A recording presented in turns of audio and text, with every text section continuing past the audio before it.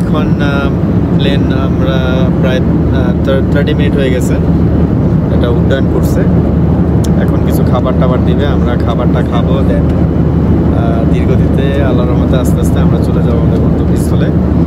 আর দেখতে থাকুন, বাংলাদেশে যাওয়ার পরে এটা কন্টিনিউ করবো ভিডিওটা। আসলে সবার ভালো লাগবে। সো খাবার আসলে আবার ভিডিও হবে। Thank you. ব্যাপার সেটা হচ্ছে আমরা বাংলাদেশি, আমাদের কথাবার্তার মধ্যে আসলে কোনো ধরনের সম্মান বোধ নাই। আমরা একজন আরেকজনকে হিট করে কথা বলি, যেটা আসলে খুবই দৃষ্টিগোচর।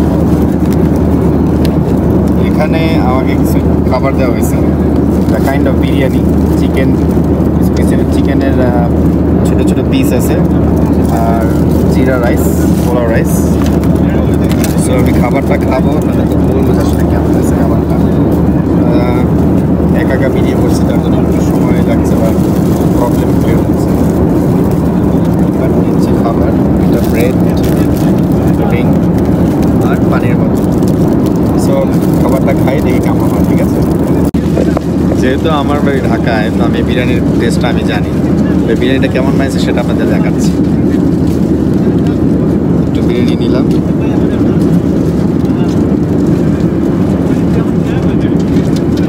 খারাপ না, চলে। এই বিরিয়ানিটার দাম কত? 36,000 টাকা।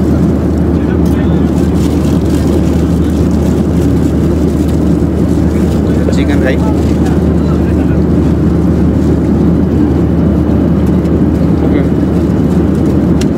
চিকেনটারে বয়েল করছে, করার পরে একটা ফ্লেভার আসতেছে, আরোমা আছে, ভালো।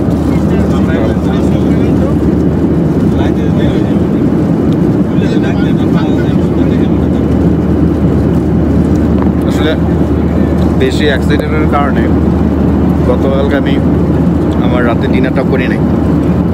সে এখন প্লেনে ওইটা বিমান বাংলাদেশের খাবার খাচ্ছি, ভালো, খারাপ না। হয়তোবা খালি পেটের জন্য বেশি ভালো লাগতেছে। খাবার কেমন আমির ভাই?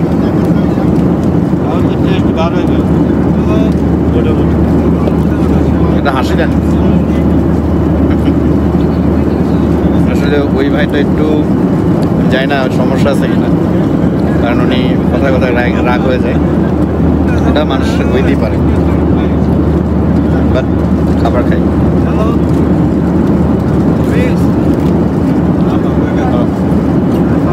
কথা বলবো না, খাওয়া দাওয়া করি, পরে কথা হবে। আমির ভাই, আমির ভাই,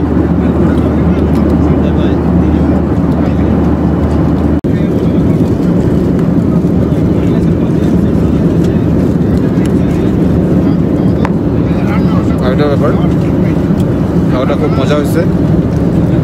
আমি চাইছিলাম আরেকটা নিব, কিন্তু বিমানবালা দিবে না। এয়ার হোস্টেস বলছে একজনের জন্য একটাই। কী করবো, খোঁজা লাগছে তো, চাইছিলাম আরেকটা নেওয়ার জন্য, এনিওয়ে একটাই খাই, দিল না।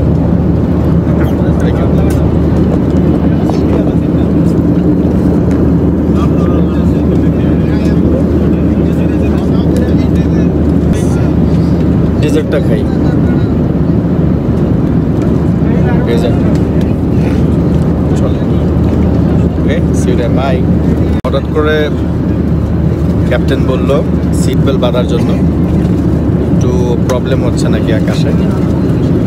সিট বেল্ট বাঁধছি এবং ডেজার্ট খাচ্ছি।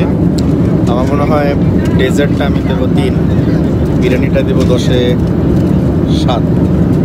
তবে ডেজার্টটা ভালো, অনেকটা বাংলাদেশের বার্থডে কেকের মতো, খারাপ না, ভালো। তবে অনেকক্ষণ পরে খাওয়া দাওয়া করছি, এখন একটু ভালো লাগছে। আর কিছুক্ষণ লাগবে, 1 ঘন্টার মতো আমরা বাংলাদেশ পৌঁছায় যাব।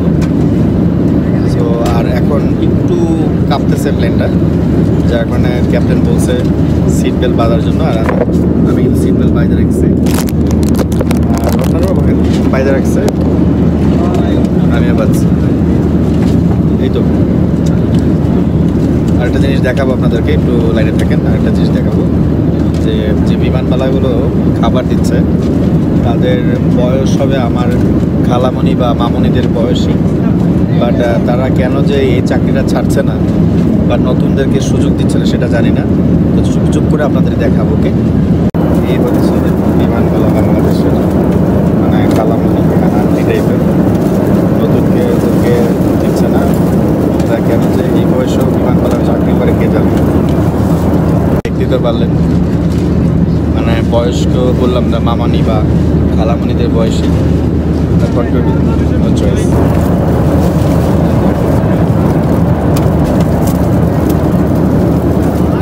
অনেকটা একটা চুরি করে দেখাচ্ছি আপনাদেরকে। যদি এই কথা জানে তাহলে মাইনে ফেলতে। মজার ব্যাপার বলি, এখানে একটা অ্যাপ্লিকেশন দিছে,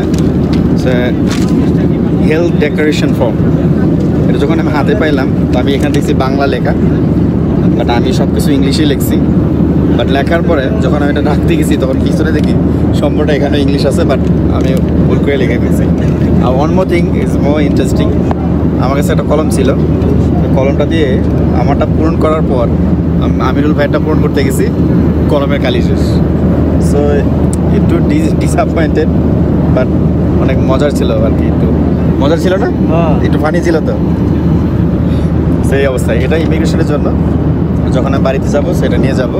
so at least I have the document that I don't have any kind of symptoms for coronavirus or anything, and I am double taken vaccinated because I take 2 doses of Pfizer corona vaccine. So that's the authorized paper and declaration from the Health Ministry of Bangladesh.